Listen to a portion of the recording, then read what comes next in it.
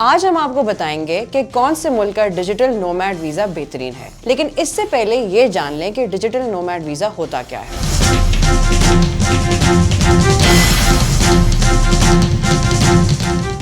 Digital nomad visa دراصل remote work visa ہوتا ہے۔ کرونا وبا کے بعد دنیا کی بڑی کمپنیوں کو جب اس بات کا علم ہوا کہ لوگ گھر بیٹھ کر بھی اچھا کام کر سکتے ہیں تو انہوں نے ڈیجیٹل نومیڈ ویزا کا آپشن متعارف کروایا۔ اس وقت تقریباً تمام بڑے ممالک ڈیجیٹل نومیڈ ویزا متعارف کروا چکے ہیں۔ پاکستان کے بارے میں بات کی جائے تو پاکستان تقریباً تمام ممالک کے نومیڈ ویزا کے لیے اہل ہے۔ مختلف ممالک کے نومیڈ ویزا کے مختلف نام ہیں، جیسے کہ UK کا اسٹارٹ اپ اور انٹرپرینور ویزا، کینیڈا کا انوویشن ویزا اور اسی طرح دیگر نام ہیں۔ تمام ممالک کے ویزے اچھے ہیں اور نومیڈ ویزا کے لیے ملک کا انتخاب کرنا کسی شخص کی اپنی ذاتی پسند پر منحصر ہے۔ پرتگال کا نومیڈ ویزا باقی ویزوں سے اس لیے بہتر ہے کہ وہ ویزا مستقل شہریت کا سبب بھی بن سکتا ہے۔ اس لیے جن لوگوں کو علم ہوتا ہے ان کی کوشش یہی ہوتی ہے کہ وہ پرتگال کا نومیڈ ویزا لے لیں۔ لیکن سستا ترین نومیڈ ویزا کس ملک کا ہے؟ اگر سستے اور کم ٹیکس کو مد نظر رکھ کر نومیڈ ویزا کا انتخاب کرنا ہے تو پھر ایسی صورت میں دبئی بہترین انتخاب ہو سکتا ہے۔ دبئی سے پاکستان آنا جانا بھی بہت آسان ہے، مگر دبئی میں مستقل رہائش والا پاسپورٹ حاصل کرنا